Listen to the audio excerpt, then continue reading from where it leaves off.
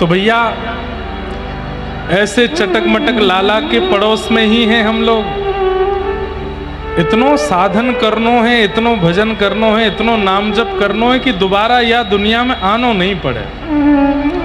ये हमारा अंतिम जन्म हो, यही में ही निकलने हम यहां से। तो ठाकुर जी कई बार साधन से ज्यादा स्वभाव देखते हैं। सब लोग शांति से विराज जाओ, शांति से बैठ करके कथा श्रवण करें। ठाकुर जी कई बार साधन से ज्यादा स्वभाव देखते हैं। आपका साधन कैसा है, वो एक साधन भी है तो चलेगा, अगर स्वभाव उचित है तो। प्रहलाद जी महाराज कहते हैं, न दानम न तपोनिज्य न शौचम न व्रतानि च प्रीयते मलया भक्त्या हरिरन्यद् विडम्बनम्। बैठ जाओ भैया, सब लोग बैठ जाओ, जहां जगह मिले बैठ जाओ, सब लोग ध्यान से बैठ के कथा सुनो।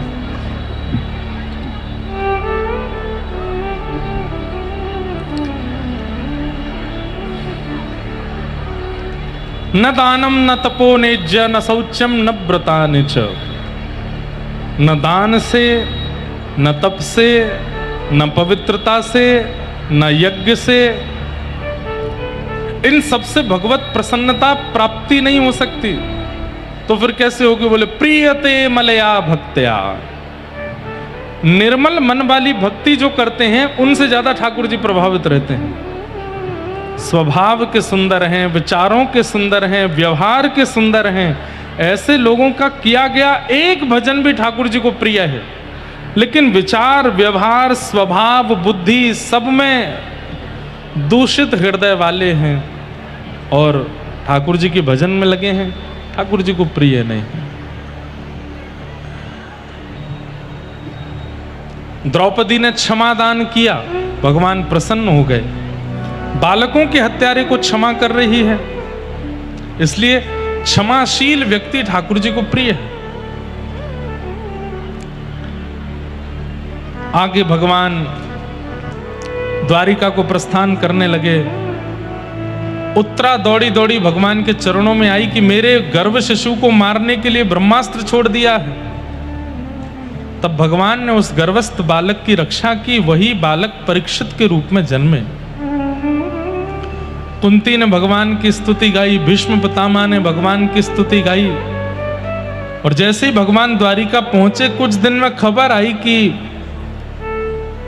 उत्तरा के गर्भ के बालक का जन्म हुआ। नाम हुआ परीक्षित। धीरे धीरे परीक्षित बड़े हुए। एक दिन खबर लेकर के अर्जुन आए कि भगवान श्री कृष्ण अपनी लीला पूरी करके प्रस्थान कर गए। श्री कृष्ण लीला का विराम जैसे ही सुना पांडवों ने, उसी समय अपने राज्य गद्दी पर परीक्षित को बिठा करके पांडव वहां से प्रस्थान कर गए। कहां? स्वर्गारोहण को। परीक्षित को राजा बना दिया। धीरे धीरे परीक्षित बड़े हुए। एक दिन परीक्षित को कलयुग मिला। कलयुग कैसा था? भयंकर विकराल रूप में था और अपने हाथ में खड्ग लिए, फरसा लिए, वृषभ के 3 पैर काट चुका था, चौथा पैर काट रहा था। जैसे ही परीक्षित जी महाराज ने जाकर के रोकने का प्रयास किया तो कलयुग वहां से भाग गया। परीक्षित जी ने पूछा कि हे वृषभ, आप कौन हो? बहुत ध्यान से सुनना।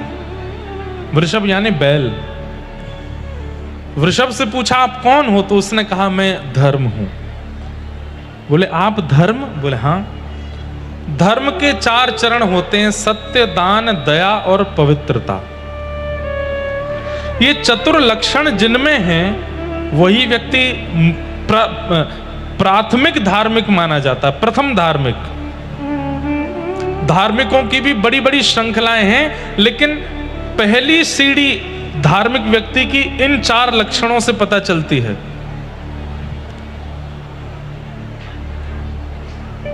सत्य, दान, दया और पवित्रता। जी हाँ मैं कर लूँगा। जी जी जरूर। सत्य, दान, दया और पवित्रता, ये चार लक्षण जिस व्यक्ति के अंदर हैं वो धार्मिक माना जाता है। सत्य बोलता है, दानशील है, दान पुण्य करता है, दयाशील है, सब पर दया करता है, और चौथा पवित्रता, देह से और मन से दोनों से पवित्र है, वही धार्मिक है। ये पहली श्रेणी है। लेकिन विडंबना ऐसी कि वृषभ के 3 पैर काटे जा चुके थे, एक पैर पर खड़ा है। इसका मतलब कलयुग में धर्म का एक ही पैर एक्टिव है। 3 पैर काट दिए हैं कलयुग ने। कौन कौन से? दया, दान और पवित्रता। केवल एक ही पैर है, सत्य। और धीरे धीरे वो भी कट रहा है, धीरे धीरे वो भी नष्ट हो रहा है। गिने चुने लोग संसार में होंगे जो सत्य का उन्मूलन करते हैं, सत्य का पालन करते हैं, प्रत्येक दिन केवल सत्याचरण करते हैं ना। दया तो हम में है ही नहीं, दान तो हम करते ही नहीं है, पवित्रता नाम की कोई चीज नहीं। आप कहोगे महाराज जी खूब तो करते हैं, फिर क्यों कह रहे हो? दया नहीं है। दया का भी आडंबर जैसा है। अगर किसी पे दया कर रहे हैं तो एक फोटोग्राफर चाहिए पास में, खींच लो, दया कर रहे हैं हम। ऐसे तो हम दयावान हैं। दान कर रहे हैं तो अगले दिन अखबार में निकलवा रहे हैं, हमने इतना दान किया, इतना दान किया, इतना पुण्य किया, इतना ऐसा किया, इतना ऐसा किया। ये दान नहीं है, ये तो शोबाजी है, दिखावा है। और पवित्रता, सुबह स्नान, दोपहर में स्नान, रात्रि में स्नान, 3 बार त्रिकाल, शरीर पवित्र बना रहे हैं, लेकिन मन में इतनी मलिनता, इतनी मलिनता। दुर्भाग्य है। कुछ दिनों पहले अपने मित्र को एक उत्सव मनाने के लिए बुलाया। अरे उसको उत्सव कहना भी पाप है, और उसमें छुरी घोंप करके उसकी हत्या कर दी। सुना था आप लोगों ने? आज मुझे कोई बता रहा था किसी चाचा ने अपने छोटे से भतीजे को 20 बार पटक के उसको मार दिया, छोटे बालक को। इनका विरोध करने वाले नहीं बैठे हैं, कथावाचकों का विरोध करो। ये बहुत पैसा लेते हैं, ये बहुत ऐसा करते हैं। अरे हमारे 3 घंटा बैठ करके बोलने से इतने 1000 लोग हरि नाम तो ले रहे हैं, इतने लोगों के चित्त में भगवान नाम तो प्रकट हो रहा है, भगवत भाव तो प्रकट हो रहा है।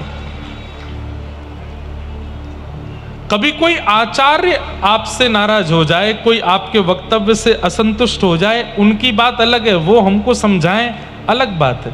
पर उनकी आड़ में कई सारे लोग ऐसे, उनको तो बस मौका चाहिए। कथावाचक एक ऐसा टाइटल बना दिया जैसे मानो कितना गलत शब्द है ये।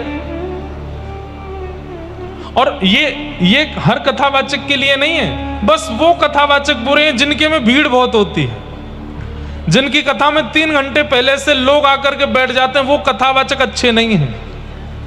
जिन कथावाचकों की कथा में 10 लोग बैठे हैं, जिसमें से 8 लोग सो रहे हैं, वो अच्छे हैं। कैसी विडंबना संसार की। और कोई और विरोध नहीं कर रहा है, सनातन के लोग ही विरोध करते हैं। कैसी उनका तो विरोध नहीं किया जा रहा, जो इस प्रकार से दूषित कर्म कर रहे हैं, कितनी माताएं बहनों की इज्जतें लूटी जाती हैं, उनका विरोध कोई नहीं करता। उनके बारे में गंदे शब्द लिखने नहीं आते आपको। लेकिन कोई वक्ता मंच पर बैठ करके कथा कर रहा है, इतनी मोटी दक्षिणा लेते हैं, इतना मोटा पैसा। कौन सा पैसा ले लिया और कितने बड़े बड़े भवन बना लिए।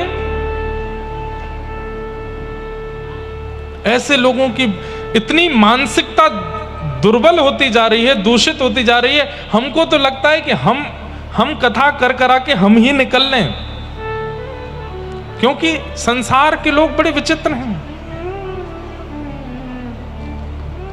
फिर वो एक पंक्ति आती है, मेरे को अच्छे से याद भी नहीं है। कौन है तू, तेरा नाम है क्या, सीता भी यहाँ बदनाम हुई, कुछ तो लोग कहेंगे लोगों का काम है कहना, छोड़ो बेकार की बातों में बीत न जाए रहना। अरे स्यमंतक उपाख्यान आएगा भागवत जी में। भगवान श्री कृष्ण, बहुत ध्यान से सुनिए सब लोग, भगवान श्री कृष्ण जिन्होंने द्वारिका का निर्माण किया, जिन्होंने सोने की नगरी का निर्माण किया, जिन्होंने समस्त यदुवंशियों को वहां बसाया, जिन्होंने यदुवंशियों के बच्चों की पढ़ाई लिखाई सबकी व्यवस्था की, एक छोटी सी भूल हो गई और सारे यदुवंशी भगवान को ही गालियां देने लग गए। सत्राजित नाम का एक व्यक्ति था, उसने भगवान पर कलंक लगा दिया कि इन्होंने मेरी स्यमंतक मणि चुराई है, और उसने लगाया तो लगाया, पूरी नगरी मान भी गई कि हां चुराई होगी। भगवान हंस रहे थे अपनी सभा में। उद्धव बोला, भगवान बड़ी बदनामी हो रही है द्वारिका में। ठाकुर जी बोले, उद्धव सोच तो सही, बदनाम करने वाले कौन हैं? जिनको मैंने बुलाया, मैंने बसाया, मैंने नगरी बना के दी, और बदनामी कर किसकी रहे? जिसने सब कुछ किया उसी की। और गलती केवल इतनी थी कि भगवान ने सत्राजित से कहा कि तुम्हारे पास जो मणि है ये 5000 किलो सोना रोज देती है, इसको हमको दे दो। इतने सोने का अकेले तुम क्या करोगे?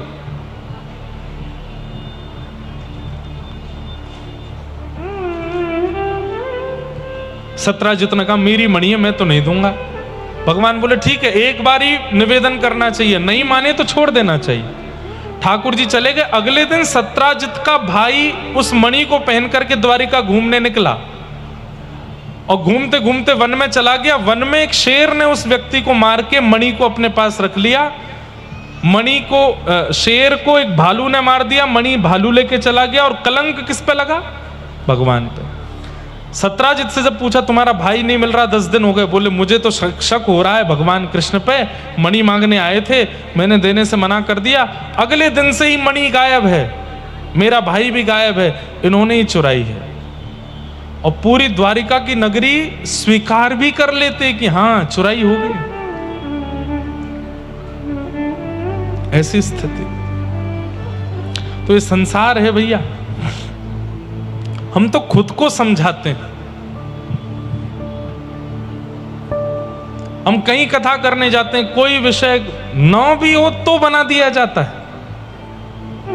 पर मैं लगता है कि इन सब के लिए थोड़ी कथा कर रहे हैं, हम तो केवल सुनने वालों के चित्त में थोड़ा प्रेम बढ़े ठाकुर जी के लिए, उसके लिए कर रहे हैं। लेकिन कोई बात नहीं, संसार है, संसार में तो ये होता रहता है।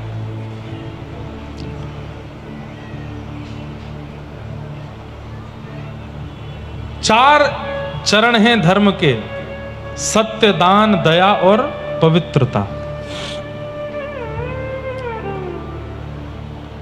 इस संसार में, कलयुग में केवल सत्य के चरण पर खड़ा है धर्म।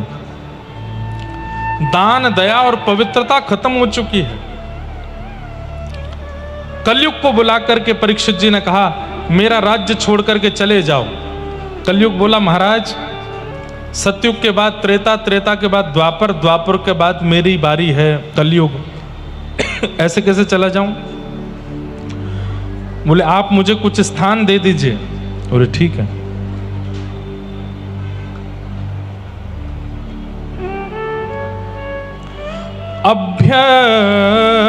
अभ्यर्थितस्य तदा तस्मै स्थानानि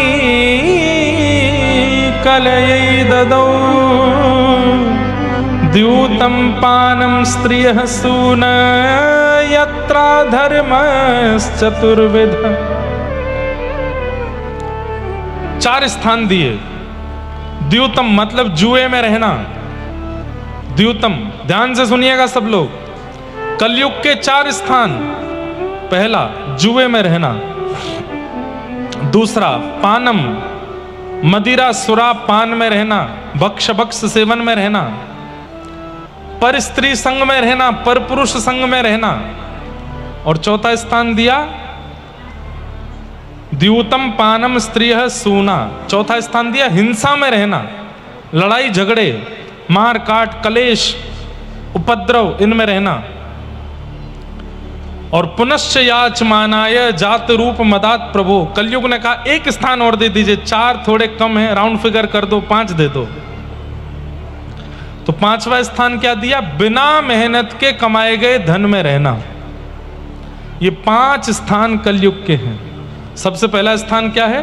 जुआ, जहां पर हम सट्टा लगाते हैं, रुपए को गिरवी रखते हैं, ये काम होगा तो ये इतना इतना, ऐसा। वो सट्टा जो खेलने वाले वो जानते होंगे कैसे। नहीं खेलना है। लक्ष्मी को कभी दांव पर नहीं लगाना है, नहीं तो नारायण नाराज हो जाएंगे। धन लक्ष्मी है और उनको दांव पर लगाने वाला व्यक्ति महापापी है। इसलिए जुआ नहीं खेलना। कभी कभी लगता है कलयुग इतना खतरनाक क्यों होता जा रहा है? क्योंकि ये 5 स्थान एक्टिव हैं। भाई हम पंडाल के अंदर बैठे हुए 10-12 हजार लोग होंगे, हम नहीं खेलते, लेकिन करोड़ों लोग हैं खेलते हैं।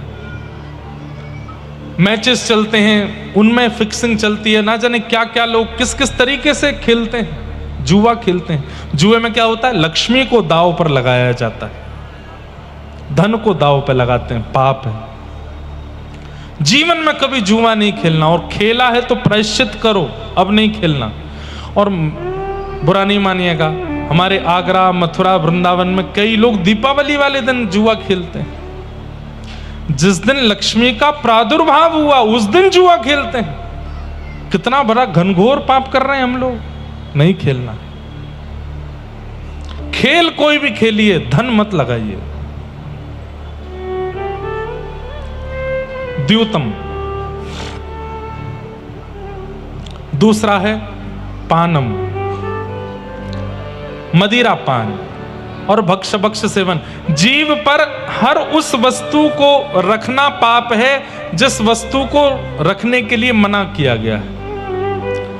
मांस नहीं खाना है, मदिरा नहीं पीनी है, तंबाकू नहीं खाना है, बीड़ी सिगरेट ये कुछ नहीं पीना। ये सारी नकारात्मक वस्तुओं को जिह्वा पर लेना ही नहीं है। ये तो हुई सेवन करने वाली वस्तु। अब आती है गाली गलौज और अपशब्द, ये भी जीभ पर नहीं आने चाहिए। हम लोग ही कहते हैं भाई अपशब्द मत बोलो, जीभ पर लक्ष्मी बैठती है। पता है कि जीभ आसन है लक्ष्मी का, उस आसन को बिगाड़ क्यों रहे हो? मत बिगाड़िए। दूध पीजिए, ठंडाई पीजिए, शरबत पीजिए, अच्छी अच्छी सामग्रियां घर पे बना के पीजिए। थोड़ी बहुत सोडा की अच्छी चीजें हैं वो भी पी सकते हैं। बाकी कुछ भी अपनी जीभ पर और अपने अंदर ऐसी वस्तु जाने ही मत दीजिए जो अच्छी नहीं है। वो भी उसमें भी कलयुग का निवास है। द्यूतम पानम। और तीसरा आता है पर स्त्री और पर पुरुष का संग। पत्नीव्रती रहिए और पतिव्रता रहिए। विवाह होने के बाद पति के अलावा सबको झुक के ही देखिए। और ऐसे ही भाई लोग भी विवाह के बाद पत्नी के अलावा सबके प्रति मान सम्मान से ही देखिए। दृष्टि मत बिगाड़िए अपनी, इतनी कोशित दृष्टि मत रखिए, उसमें पाप है, कलयुग का निवास है। द्यूतम पानम स्त्रिय। और चौथा स्थान है हिंसा, सूना। हिंसा में कलयुग का निवास है। कई लोग कलेश करने के बड़े व्यसनी होते हैं, उनके अंदर एडिक्शन है कलेश करने का। लड़ाई झगड़ा करो, हमसे लड़ो, हमसे बात करो, अरे इसको मारो, इसको पीटो। अभी यहाँ कथा हो रही है, यहाँ 10,000 की भीड़ लगी है। अभी पता चल जाए आगे चौराहे पे 2 लोगों में लड़ाई हो गई तो 500 लोग तो भाग जाएंगे देखने के लिए। मार दो, उठा के फेंक दो। हड्डी टूटी कि नहीं टूटी? हम भाई यार गिरा तो था, टूटी तो होगी। कई लोगों को कलेश देखना अच्छा लगता है। कई लोगों के घर मोहल्लों में जो रहते हैं, मोहल्ले में किसी घर में लड़ाई हो जाए तो सब छत पे खड़े हो जाते हैं देखने के लिए। कोई रोकने नहीं जाता, कोई समझाने नहीं जाता। मार काट में मजा आता है। एक बात कहें, ये कलेश देखने में रुचि जिनको होती है, इनमें भी कलयुग का निवास है। इसकी उससे बढ़ा दो, फिर कलेश होगा, आनंद आएगा। ऐसे भी लोग होते हैं। हाँ, तुम्हारे बारे में ऐसे कह रहा था वहां पे, तुम्हारे बारे में यूं बात चल रही थी वहां पे, और फिर अच्छा तेने हमारे बारे में ऐसे कही, और किसने कही तुझसे? उसने बताई। और मैंने कब कही? मैंने ऐसे थोड़ी कही थी, मैंने तो ये कहा। कलेश हो गए, लड़ाई झगड़ा। इन सब में कलयुग का निवास है। द्यूतम पानम स्त्रियः सूना। सूना का मतलब कलेश। अब कलेश का एक स्वरूप और होता है, जैसे कोई बात अनुचित हुई, हम जानते हैं कि सीधे सीधे भी निकला जा सकता है, कलेश की आवश्यकता नहीं, लेकिन फिर भी कलेश कर रहे हैं। सीधे सीधे भी निकला जा सकता है। बहू ने दाल बनाई, सास ने दाल खाई, चिल्लाने लगी। बहू ने पूछा क्या हो गया माँ जी? नमक बहुत कम है इसमें। अच्छा डाल देती हूं। अगले दिन फिर चिल्लाने लगी, बोले आज क्या बात हो गई? दाल अच्छी नहीं, बहुत अच्छी बनी है, लेकिन कल अच्छी क्यों नहीं बनाई थी? इस बात से आज गुस्सा फिर आ रहा है, कल की बात पे आज फिर से गुस्सा आ रहा है। तो ये इस प्रकार का व्यवहार स्वभाव, ये कलयुगी व्यक्ति का लक्षण है। और पांचवा अंतिम स्थान, बिना मेहनत के कमाया गया धन, बिना परिश्रम के कमाया गया धन, घर बैठे मिल जाए, इसमें जो राजी रहते हैं, इसमें कलयुग का निवास है। बुरा नहीं मानिएगा, कई लोग ऐसा करते हैं ना कि भाड़े पे उठा दिया, ठेके पे उठा दिया, इतना आ रहा है। ये ऐसे बिना मेहनत के कमाए गए धन को दान पुण्य में ही लगाइए। घर के प्रयोग में लगाएंगे तो बुद्धि विकसित नहीं हो पाएगी, विकृत हो जाएगी। बिना मेहनत के कमाया गया धन नहीं, खून पसीना एक करिए, परिश्रम करके धन कमाइए, तभी आपकी बुद्धि और परिवार की मति बनी रहेगी। ये 5 स्थान दिए, याद रहेंगे। कम से कम कथा में बैठे लोगों को अब इन 5 कामों को तो नहीं करना है। और यदि यहां से अच्छा एक बात आपको बताएं, अगर किसी व्यक्ति को पता नहीं था कि जो कर रहा था वो पाप था, तो उसको 20% पाप लगता है। पता ही नहीं था फिर भी कर रहा था। लेकिन पता लगने के बाद भी यदि करता है तो 100% नहीं, पर 100 मल्टीप्लाई इंटू 1000 हो जाता है। ले बेटा, दुगुना तुगुना चौगुना 1000 गुना होकर के लगता है। इसलिए सुनने के बाद तो पाप बिल्कुल मत कीजिएगा। हम भी चतुर हैं, बिना बताए अल्टीमेटम दी, आपको 5 बातें सुना दी, अब नहीं कर सकते। इन 5 कामों को मत कीजिएगा। कभी जुआ नहीं खेलना है, कभी मदिरा पान भक्ष सेवन नहीं करना है, गंदे शब्दों का प्रयोग नहीं करना है, परिस्त्री परपुरुष का संग नहीं करना है, कलेश नहीं करने हैं। किसी बात से कोई दूसरा कलेश कर रहा है तो आप झुक जाओ, तुरंत झुक जाओ। भले ही पत्नी कर रही है तो भी झुक जाओ, भले ही बच्चे कर रहे हैं तो भी झुक जाओ। अरे तू भैया, तू जैसा कहे वैसा है, नहीं करना, हमें बढ़ानी ही नहीं है बात को, यहीं खत्म करो। वो घर सबसे सुखी जहां रात्रि होने से पहले सारी समस्याएं हल हो जाती है। रात्रि में समस्या रहती है, दिन तक रहती है, उसी घर में नकारात्मक ऊर्जाएं प्रवेश करने लगती है। सोने से पहले सारी समस्याएं खत्म करो। पिताजी जिस बात से नाराज है मना के आओ, पत्नी जिस बात से दुखी है ठीक करो, पति जिस बात से उसको ठीक करो, बच्चे किसी बात से परेशान है, सब सारे सॉल्यूशन। रात में कोई चिंता नहीं रहनी चाहिए, सोने से पहले सब खत्म करो, फिर सो। चलो चलो सो जाओ, कल बात करेंगे ना, क्योंकि रात्रि का जो समय है ना, वो स्वप्न का होता है, चिंतन का होता है। और उसमें यदि कोई विवाद चित्त में रह जाता है तो व्यक्ति का मन मलिन होता है। इसलिए रात्रि सोने से पहले विवादों को शांत करो। इस प्रकार इन 5 स्थानों को कलयुग को प्रदान किया परीक्षित जी महाराज ने। परीक्षित जी महाराज स्वयं आखेट को वन में गए, वहां शमीक ऋषि के आश्रम में जल की इच्छा रखी। शमीक ऋषि ने कोई प्रत्युत्तर नहीं दिया तो एक मरा हुआ सर्प उनके गले में डाल दिया।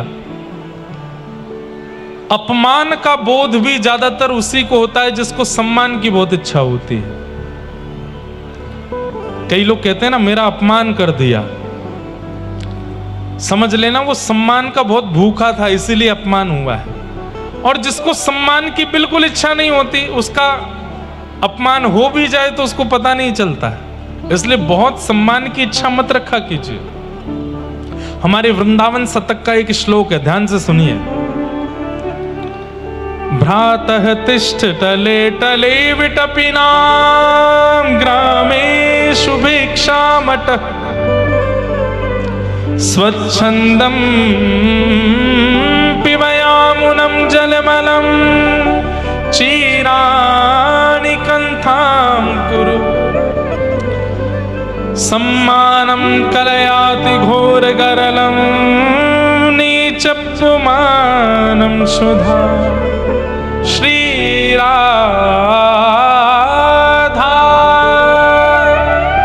मुरलीधर रवो वृंदावनम मत्यज।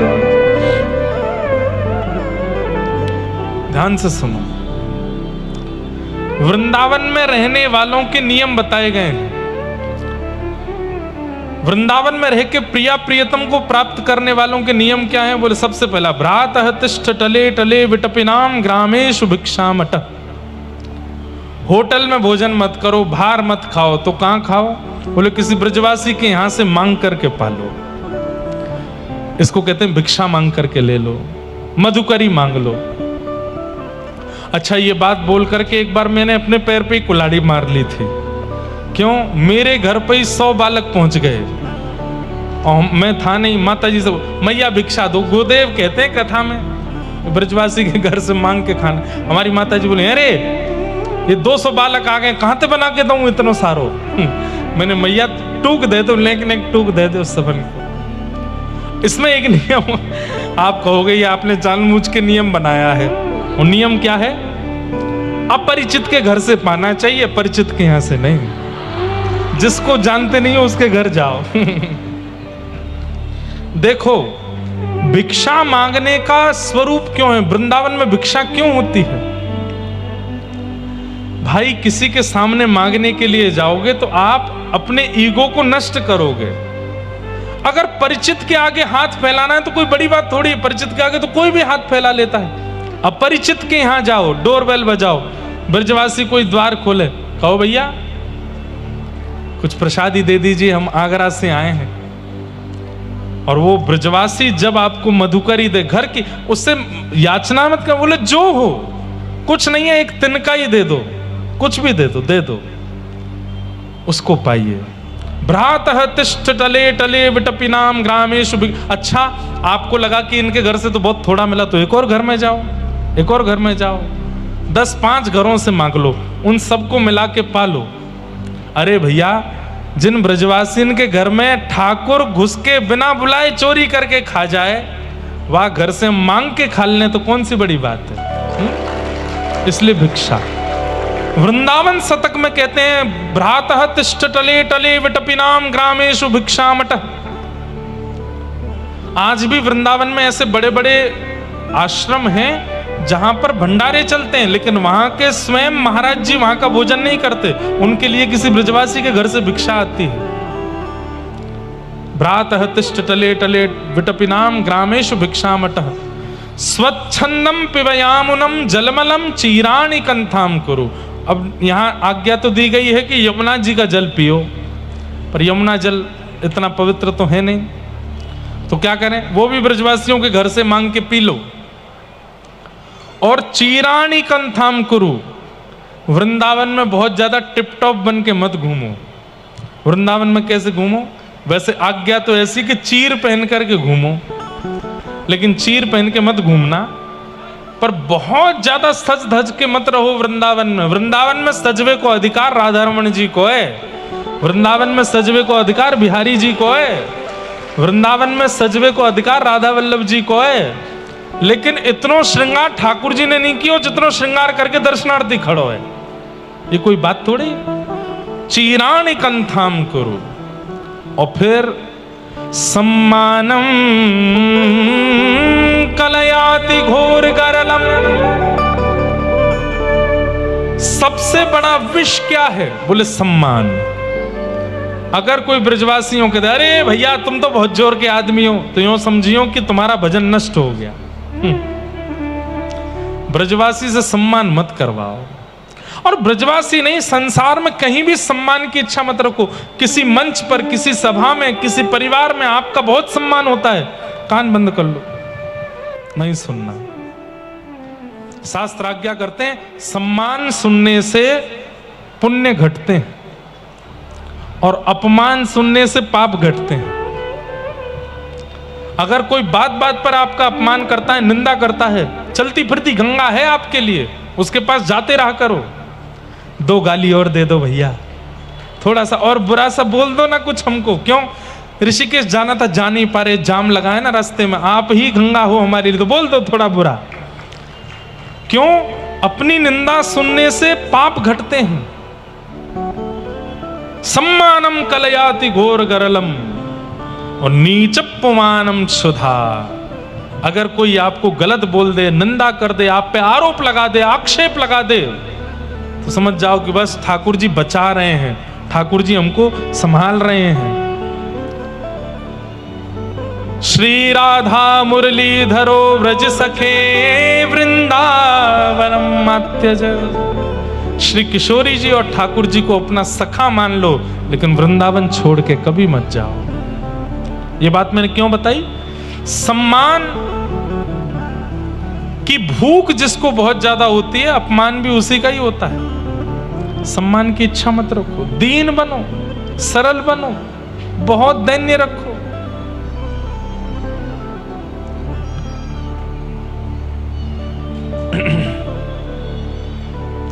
इस प्रकार राजा परीक्षित गए थे, जल मांगा, लेकिन शमीक ऋषि ने कोई प्रत्युत्तर नहीं दिया, तो गले में मरा हुआ सर्प डाल दिया।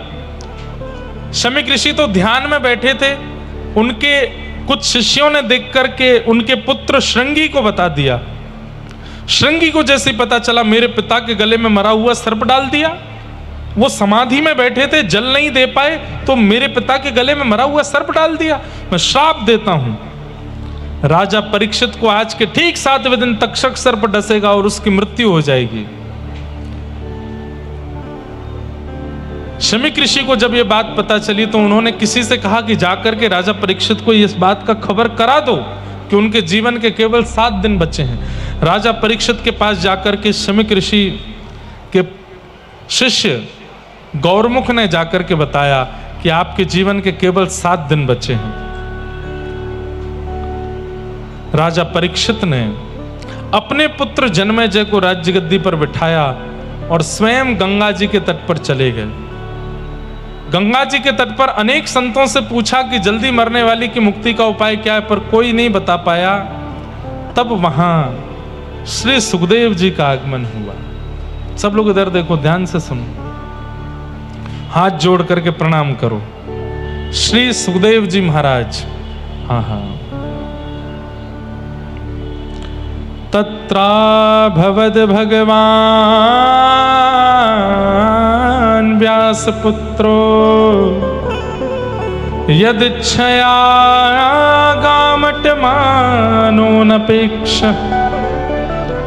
अलक्षलिंगो निजलाभतुष्टो व्रतस्य बालैरवधूतभेष। बोलो श्री सुखदेव जी महाराज की। सुखदेव जी सभा में आए और परीक्षित के सन्मुख बैठ गए। परीक्षित ने चरणों में प्रणाम करते हुए कहा, भगवान जल्दी मरने वाली की मुक्ति का उपाय क्या है, कृपा करके मुझे बताओ। जैसे ही ये प्रश्न किया, जल्दी मरने वाली की मुक्ति का उपाय क्या है,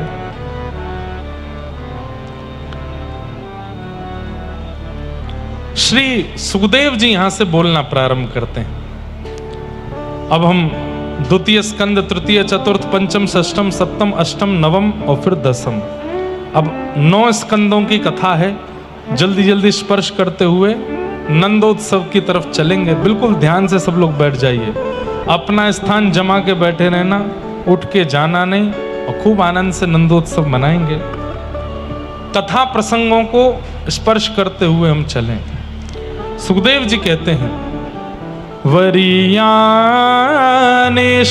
प्रश्न क्रतो लोकहितं नृप आत्मवेद सम्मतः पुंसा श्रोतव्यादिषु पर। हे राजन, तुमने जो प्रश्न किया है वो सबके लिए किया है तो बहुत अच्छा है, लेकिन अकेले अपने लिए किया है तो अच्छा नहीं है। बोले क्यों? बोले जल्दी मरने वाले की मुक्ति का उपाय क्या है? ये सबके लिए तो अच्छा प्रश्न है भाई, कब किसके प्राण निकल जाए वो उपाय कर लेगा,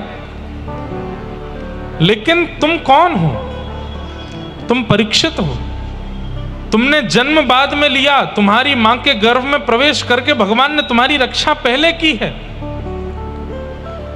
तुम तो भगवत रक्षा किए गए हो, भगवत दर्शन तुमको हो चुका है, भगवत स्पर्श तुमको हो चुका है, तुमको तो मुक्ति मिलने वाली। तुम ये प्रश्न क्यों कर रहे हो? जब तुम अपनी मां के गर्भ में थे तब अश्वत्थामा ने ब्रह्मास्त्र छोड़ा था और द्वारिकाधीश ने तुम्हारी मां के गर्भ में प्रवेश करके अपनी गदा घुमा करके तुम्हारी रक्षा की थी। तुम्हें तो पहले ही मुक्ति मिल जाएगी, क्योंकि तुम जीवन मुक्त हो, ठाकुर जी का अनुभव तुमको हो चुका है। तुम ये प्रश्न कर रहे हो कि जल्दी मरने वाली के मुक्ति का उपाय क्या, तो तुम्हारे लिए उचित नहीं है। तो मैं क्या पूछूं फिर? बोले मुक्ति का मतलब है मृत्यु के बाद भगवान का दर्शन। तुम तो पूछो कि मैं भक्ति प्राप्त कैसे करूं। भक्ति का मतलब होता है जीते जी भगवान का दर्शन। क्या करना है बताओ? जीते जी भगवत अनुभव करना है कि मृत्यु के बाद भगवत अनुभव करना है? कैसे करना है? जोरते बोलो। तो उसके लिए मुक्ति नहीं, उसके लिए तो भक्ति मांगनी पड़ेगी, भजन करना पड़ेगा। यही बात यहां पर शुक्राचार्य जी को समझाते हैं कि तुम मुक्ति की याचना मत करो, तुम तो भक्ति की याचना करो कि 7 दिन में तक्षक सर्प आवे उससे पहले पहले ठाकुर जी तुम्हारे सन्मुख आ जाएं। भैया आज से जप नियम सब कछु एक ही उद्देश्य से करो। हे नाथ, पीतांबरी कसी हो, मुखड़े पे एक हंसी हो, छवि मन में ये बसी हो, जब प्राण तन से निकले, इतना तो कहना स्वामी, जब प्राण तन से। एक उपाय बताएं। ये भक्तमाल जी वृंदावन में मिलती हैं, इनके अंदर व्रजरज भी है, भक्तमाल जी भी, और संभवतः यमुना जल भी पधराया जाता है। ये सदा हृदय से लगी रहें। तुलसी जी में मड़ी हुई हैं, इसलिए प्याज लहसुन आदि आदि कई भक्ष वस्तुओं का सेवन नहीं कर सकते। इसी नियम के साथ इसको पहनिएगा। ये सदा आपके चित्त से लगी रहनी चाहिए, चाहे जैसी परिस्थिति आ जाए। ये आपके तन का त्याग ना करे। क्या होगा? तो भक्तमाल जी में कथा आती है कि भक्तमाल में जितने भक्त हैं सब प्रकट हो जाएंगे अंतिम श्वास आने से पूर्व। ठाकुर जी भले ही नहीं आ पाए, भक्त आ जाएंगे। कौन कौन से भक्त आएंगे? मीराबाई आ जाएंगे, सूरदास आ जाएंगे, स्वामी श्री हरदास जी आ जाएंगे, हितवंश महाप्रभु आ जाएंगे, ये सारे भक्तजन आ जाएंगे।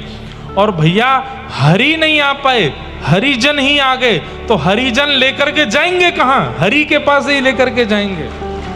इसलिए हमारे ब्रज के रसिकों ने कितनी सहजता बता दी। बोले क्या करो? बोले या तो भक्तमाल जी को गले में विराजमान कर लो, नित्य भक्तमाल सुनना शुरू कर दो, नहीं तो भक्तमाल जी को कंठ में धारण कर लो।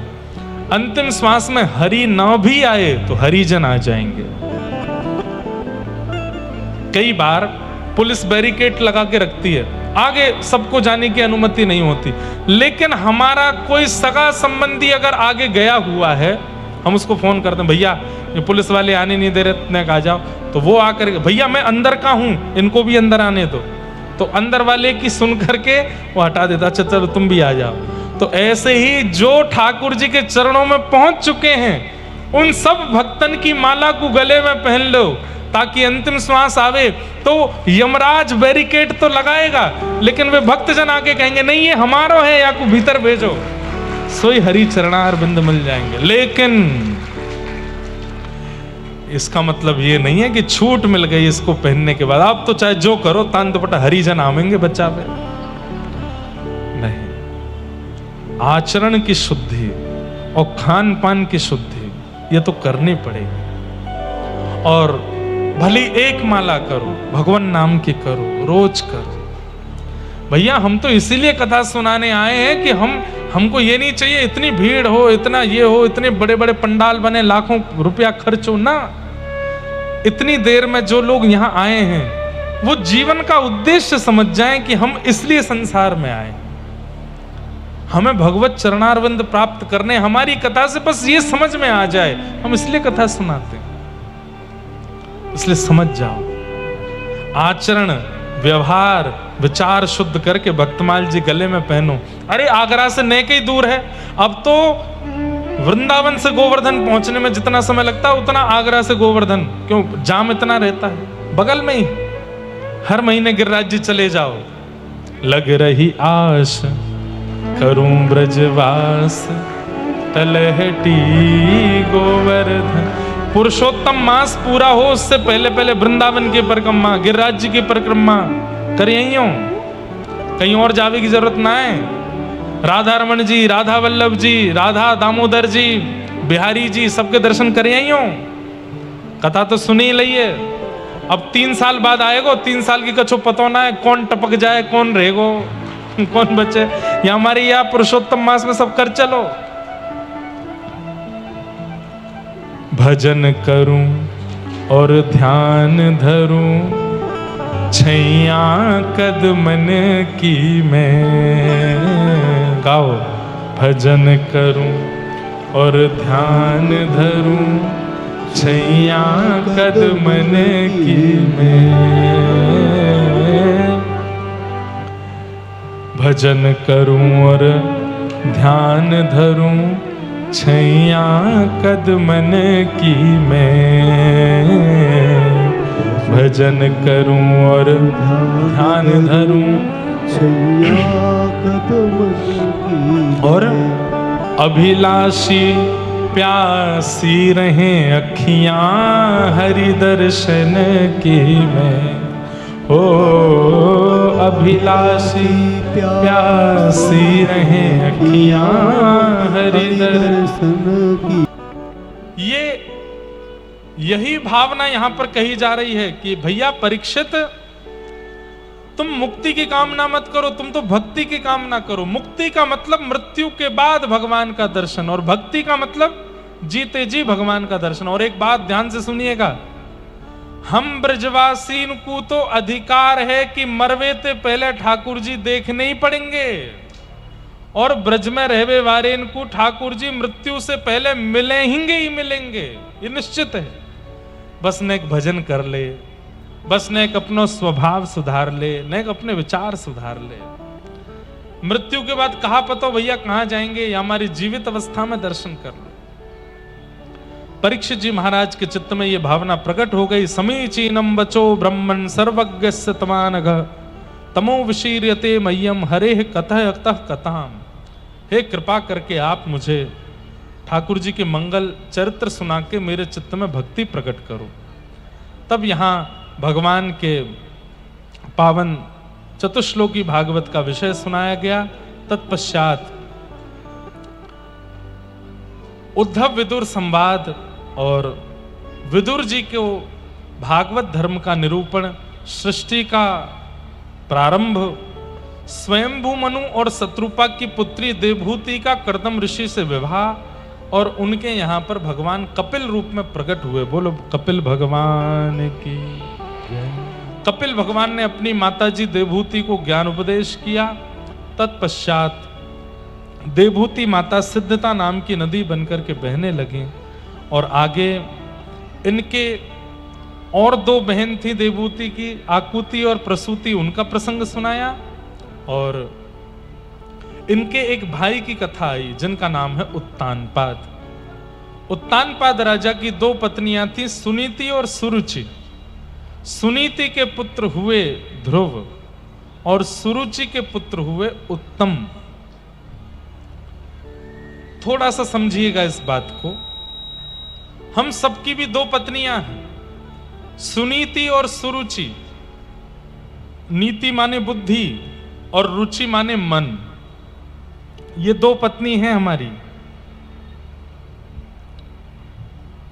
दोनों अपनी इच्छा पूरी करवाती हैं हमसे, लेकिन विशेष रूप से हमें किसकी माननी है, इस विषय पर यह कथा सुनाई गई जहां ध्रुव जी का चरित्र है।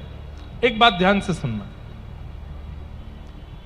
दोपहर 2 बजे कथा में जाना है।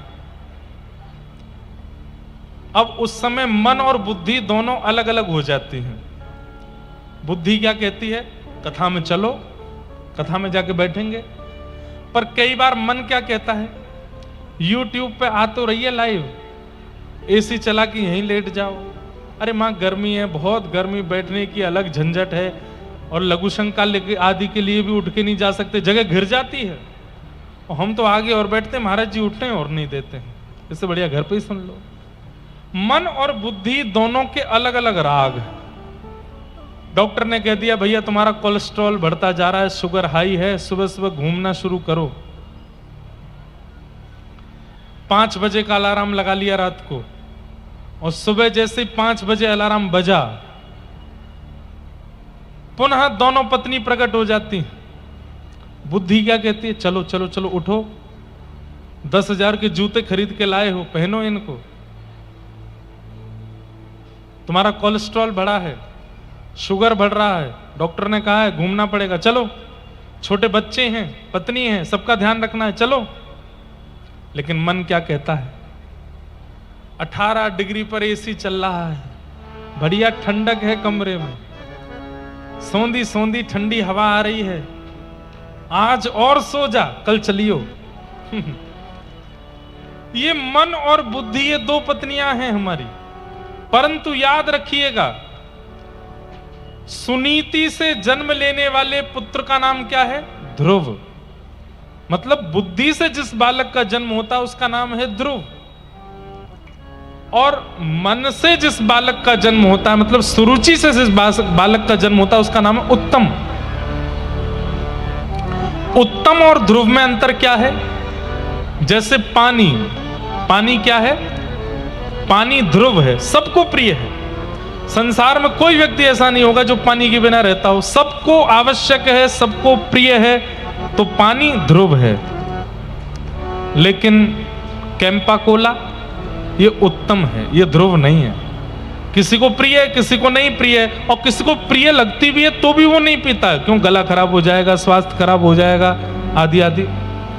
तो मन के मार्ग पर चलोगे तो वो मिलेगा जो तुम्हें चाहिए, और बुद्धि के मार्ग पर चलोगे तो वो मिलेगा जो तुम्हारे लिए जरूरी है। दोनों में बहुत अंतर है। हमें क्या चाहिए और हमारे लिए क्या जरूरी है, यहां बैठे हुए लोग थोड़ी शांति बनाए रखें, हमारी प्रार्थना है। हमारे लिए क्या जरूरी है और हमें क्या चाहिए, इन दोनों में बहुत अंतर है। चाहने की तो पूछिए ही मत। अगर ज्योतिषी जी कह दें भैया अगले 1 साल तक तुम जो चाहो वो कर सकते हो, तुमको पाप नहीं लगेगा, तो हम सारे वही काम करना चाहेंगे जो रावण कंस ने किए हों।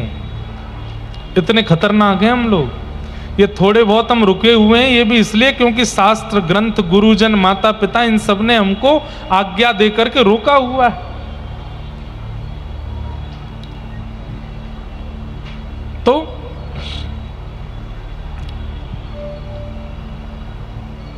मन के मार्ग पर नहीं, बुद्धि के मार्ग पर चलना है। लेकिन आध्यात्मिक व्यक्ति को यह भी नहीं करना है। आध्यात्मिक व्यक्ति को क्या करना है?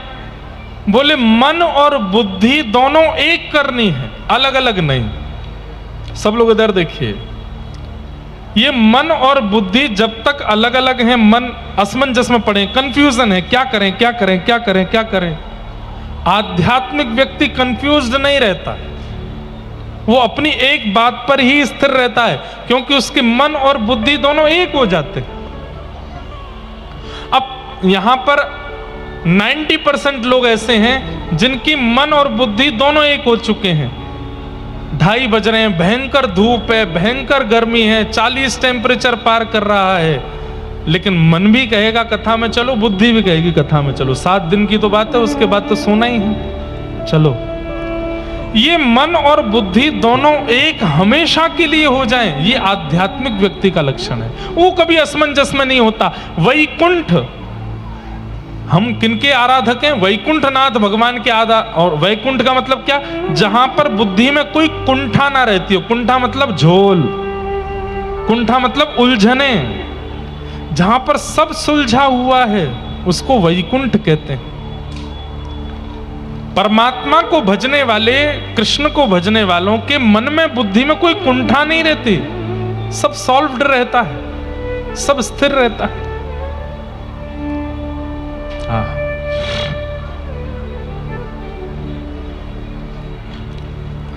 तो उत्तानपाद राजा की 2 पत्नियां हैं। सब लोग इधर देखते रहे ना। हाँ, ये सामग्रियां उधर जा रही हैं, आगे वालों को करने दो, आप लोग यहीं देखो। उत्तानपाद राजा की 2 पत्नी, बड़ी पत्नी के पुत्र का नाम ध्रुव, छोटी पत्नी के पुत्र का नाम उत्तम। छोटी पत्नी के प्रति आकर्षण होने की वजह से बड़ी पत्नी का त्याग कर दिया, और जिसके कारण एक दिन बड़ी पत्नी के पुत्र को गोद में बैठने की इच्छा हुई, और जब वो गए तो छोटी मां ने डांट दिया।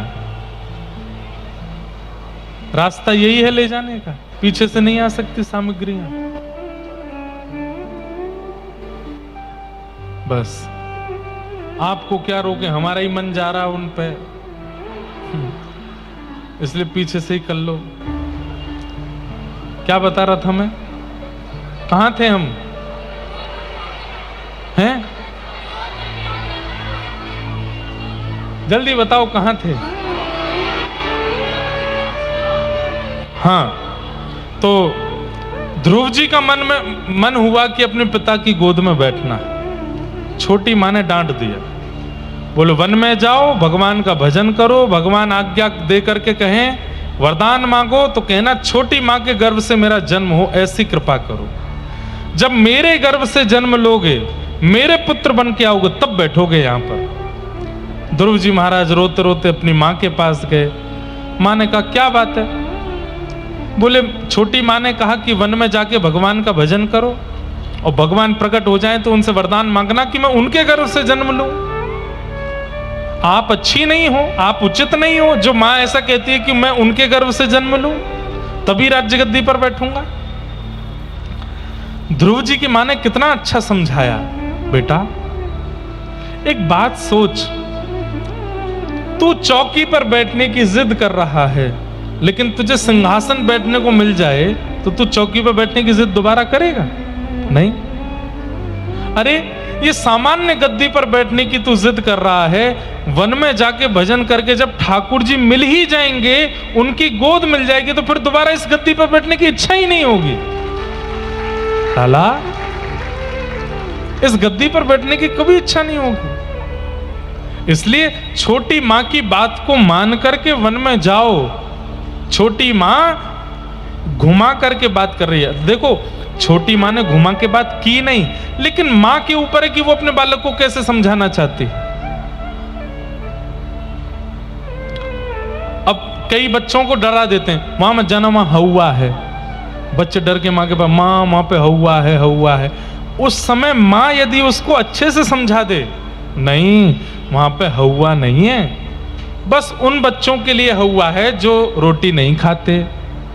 अब ऐसे समझा दिया तो बालक क्या करेगा? रोटी खाना। तो मां के हाथ में होता है, गुरु के हाथ में होता है। बच्चों को बहुत नेगेटिविटी मत सिखाया करो। वो आंटी के पास मत जाओ, वो अच्छी नहीं है ना। ये अच्छा और बुरा ये शब्द तो बच्चों को सिखाने ही नहीं चाहिए। सब अच्छे, हाँ सावधान रहें बच्चे, इसके लिए उनको ट्रेंड करो, पर ये बुरे हैं, ये अच्छे हैं, ये प्रतिस्पर्धा मत सिखाया करो बालकों को। तो ध्रुव जी महाराज को मां ने कहा वन में जाओ। छोटी माँ ने जो कहा है उस बात को मानो, वन में जाके भगवान का भजन करो। ध्रुव जी महाराज गए वन में, कहाँ? मधुवन में। मथुरा में ही है ध्रुव टीला, जहां आकर के श्री ध्रुव जी महाराज ने जप किया। बंधुओं, यमुना जी द्वापर की नहीं है, यमुना जी सतयुग कालीन है, बहुत पुरानी है यमुना जी। ध्रुव जी महाराज ने यमुना तट ध्रुव टीला पर आकर के ही भजन किया था। ध्रुव जी महाराज जैसे ही आए तो नारद जी रास्ते में मिल गए। नारद जी बोले, ए बालक कहाँ जा रहे हो? बोले, मैं भगवान से मिलने जा रहा हूं। 4 साल के हैं ध्रुव जी। नारद जी जोर से हंसे, वन में भगवान है? वन में भगवान नहीं है, शेर रहता है, तुम जैसे छोटे छोटे बालकों को खा जाता है। ध्रुव जी महाराज बोले, आप कौन हो? आपका परिचय क्या है? नारद जी बोले, मैं हरिदास वर्य नारद। ध्रुव जी बोले, आप झूठ बोल रहे हो, आप नारद नहीं हो। क्यों? मेरी माँ बोलती है कि भगवान बाद में मिलते हैं, नारद जी पहले मिलते हैं। आप कैसे नारद हो जो मुझे यहीं से घर जाने को बोल रहे हो? यदि आप नारद होते तो मेरा हाथ पकड़ के भगवान से मिलाते, आप नारद नहीं हो सकते। नारद जी महाराज की आंख खुल गई, बोले, भैया ये बालक सामान्य नहीं है। अच्छा, ये बात निश्चित है, ठाकुर जी बाद में मिलेंगे, पहले नारद जी मिलेंगे। आप कहोगे, महाराज जी हमको नारद कौन मिले? ये कोई प्रशंसा के रूप में नहीं बोल रहे हैं। आपको हरि यश सुनाने वाले जितने भी वक्ता हैं, कथावाचक हैं, ये सब नारद हैं। ये नारद यदि भली भांति आपको मिल गए, भली भांति मिल गए मतलब इनकी बातें, इनके सुनाए गए प्रसंग यदि भली भांति चित्त में बैठने लग गए तो मतलब नारद जी मिल गए, तो ठाकुर जी निश्चित मिलेंगे। इसलिए नारद से पहले मिलो। नारद जी महाराज ने ध्रुव जी से कहा, कैसे बुलाओगे भगवान को? चलो मैं तुम्हें एक मंत्र दे देता हूं। नमो भगवते तुभ्यं वासुदेवाय धीमहि प्रद्युम्नाय अनिरुद्धाय नमः संकर्षणाय च। ओम नमो भगवते वासुदेवाय। ये 12 मंत्र है। कितने अक्षर हैं इसमें? 12। मैं कभी कभी कथा में क्या करता हूं, ये भगवान का फोन नंबर है, ये रोज इस पे एक डायल मारा करो।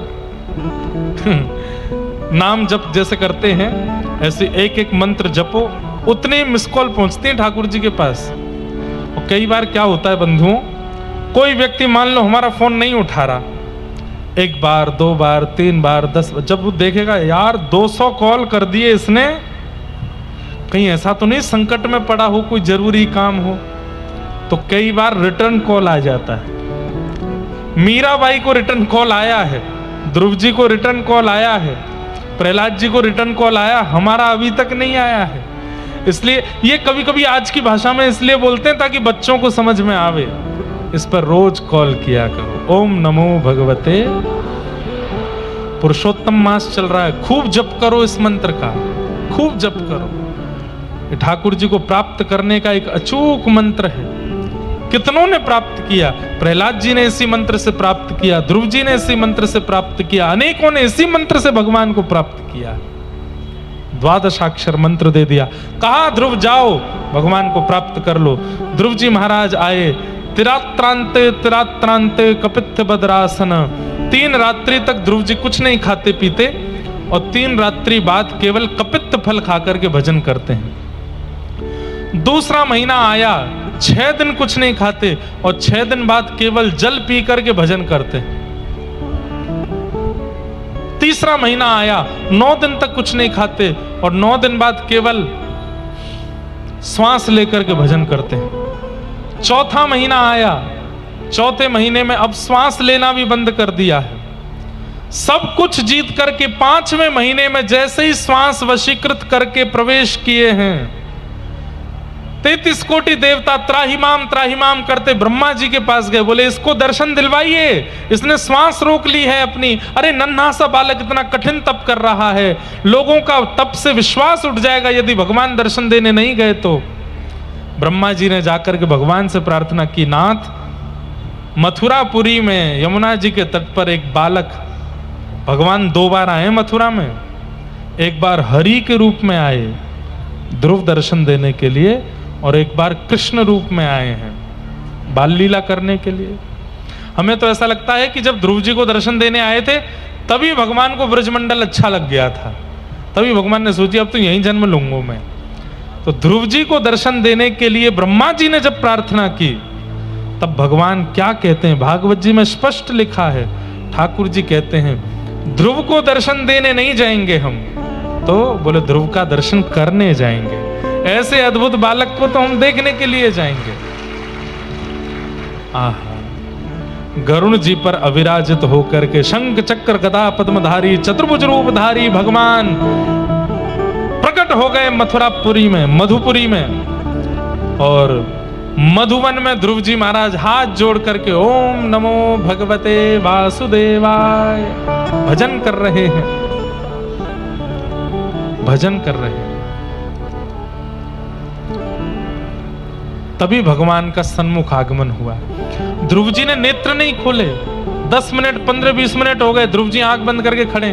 गरुण जी महाराज बोले जय जय, ये तो आंख ही नहीं खोल रहा। भगवान बोले चित्त में हमारा अनुभव कर रहा है। जैसे ही भगवान ने चुटकी बजाई और चित्त से छवि अंतर ध्यान हुई, ध्रुव जी महाराज ने नेत्र खोल करके देखा तो सामने शंख चक्र गदा पद्मधारी श्रीमन नारायण खड़े हैं। बोलो भक्त वत्सल भगवान की। ध्रुव जी महाराज को दर्शन दिया भगवान ने। ध्रुव जी ने भगवान को दंडवत प्रणाम करते हुए स्तुति गाई है। बहुत सुंदर स्तुति है ध्रुव जी महाराज की। क्या कह रहे हैं, हे नाथ, आपने बड़ी कृपा की, जो आप दर्शन देने के लिए मेरे पास पधारे, मुझ अधम पर कृपा करने के लिए मेरे पास आए नाथ, ये आपकी बड़ी कृपा है। और ध्रुव जी महाराज अपनी स्तुति में बहुत सुंदर बात कहते हैं, क्या? योऽन्तः प्रविश्य मम वाचमिमां प्रसुप्तां संजीवयत्यखिल शक्तिधर स्वधाम्ना अन्यां सहस्त्रचरण श्रवणत्वगादि प्राणान् नमो भगवते पुरुषाय तुभ्यम। हे नाथ, मेरी प्रत्येक इंद्रियों को ऊर्जा देने वाले आप हो, तो प्रत्येक इंद्रियों को ऊर्जा देने वाले व्यक्ति को, प्रत्येक इंद्रियों को ऊर्जा देने वाले आपको मुझे प्रत्येक इंद्रिय से पूजना चाहिए। जैसे हम केवल आंखों से दर्शन करते हैं, कानों से श्रवण करते हैं, ये पीछे से हम पर लेजर कौन मार रहा है भैया? बिल्कुल पीछे से। उनसे भी प्रार्थना है ऐसा मत करो, नहीं तो यहां प्रशासन की पुलिस भी लगी है, 2 मिनट में पकड़ लेगी आपको। बताओ कैसे कैसे विक्षेप डालते हैं कथा में, वहीं से लेजर मार रहे हैं माथे पर। क्या बता रहा था मैं? हमारी प्रत्येक इंद्रिय को ऊर्जा आपसे मिलती है। आंखों में देखने की ऊर्जा भगवान देते हैं, कानों में सुनने की शक्ति भगवान देते हैं, जीभ में चखने की शक्ति, बोलने की शक्ति भगवान देते हैं, हाथों में कर्म करने की, पैरों से चलने की शक्ति भगवान देते हैं। प्रत्येक इंद्रिय को कर्म करने की शक्ति भगवान देते हैं। तो प्रत्येक इंद्रिय से कृतज्ञता ज्ञापन करनी चाहिए हमें। आंखों को देखने के लिए आपने शक्ति दी, तो हे नाथ, मैं इन आंखों से आपको देख के आपको धन्यवाद कहता हूं। कानों से आपने सुनने की शक्ति दी, तो इन कानों से आपकी कथा कीर्तन सुन के आपको धन्यवाद कहता हूं। हाथों से कर्म करने की शक्ति, तो इन्हीं हाथों से आपकी सेवा करके मैं आपको धन्यवाद करता हूं। पैरों को चलने की शक्ति आपने दी, तो इन्हीं पैरों से आपकी प्रदक्षिणा करके आपको धन्यवाद करता हूं। हम किसी भी एक इंद्रिय को यदि भगवत सेवा से विमुख कर देते हैं, तो वही इंद्रिय पाप करने लग जाती है। इसलिए सर्वांगीण अंग से भगवान का भजन करो, भगवान की सेवा करो, क्योंकि सारी इंद्रियों को भगवान ने ही शक्ति प्रदान की है। ये स्तुति गाते हुए अंत में ध्रुव जी महाराज कहते हैं, भक्ति मुह प्रवहताम त्वयि में प्रसंगो भूयादनंत महताम अमलाशयानाम येनांजसोल्वणमुरुव्यसनं भवाब्धिम निश्चय भवत गुण कथामृतपान मत्त। हे नाथ, मुझे आपसे एक वस्तु चाहिए। मुझे ये श्लोक बहुत अच्छा लगता है। ध्रुव जी क्या कहते हैं? भगवान से कहते हैं मुझे आपसे एक वस्तु चाहिए। बोले क्या? बोले मुझे एक व्यसन लगा दीजिए, मुझे एक एडिक्शन दे दीजिए, मैं एक नशा करने लग जाऊं। बोले क्या? बोले आपकी कथा सुनने का मुझको व्यसन हो जाए। जैसे नशा करने वाला व्यक्ति बिना उस नशीले पदार्थ के रह नहीं पाता, ऐसे मैं भी आपकी कथा के बिना रह ना पाऊं। नाथ ऐसी कृपा मुझ पर कर दो। भक्ति मुह प्रवहताम त्वयि में प्रसंगो भूयादनंत महताम अमलाशयानाम येनांजसोल्वणमुरुव्यसनं भवाब्धिम निश्चय भवत गुण कथामृतपानमत्त। मैं आपकी कथा सुनना और आपका कीर्तन गाने का मुझे व्यसन लग जाए नाथ, ऐसी मुझ पर कृपा कर दो।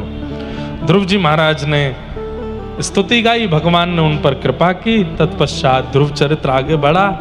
ध्रुव जी वापस लौट करके गए, पिताजी ने सिंहासन दिया, 36,000 वर्ष तक राज्य किया ध्रुव जी ने।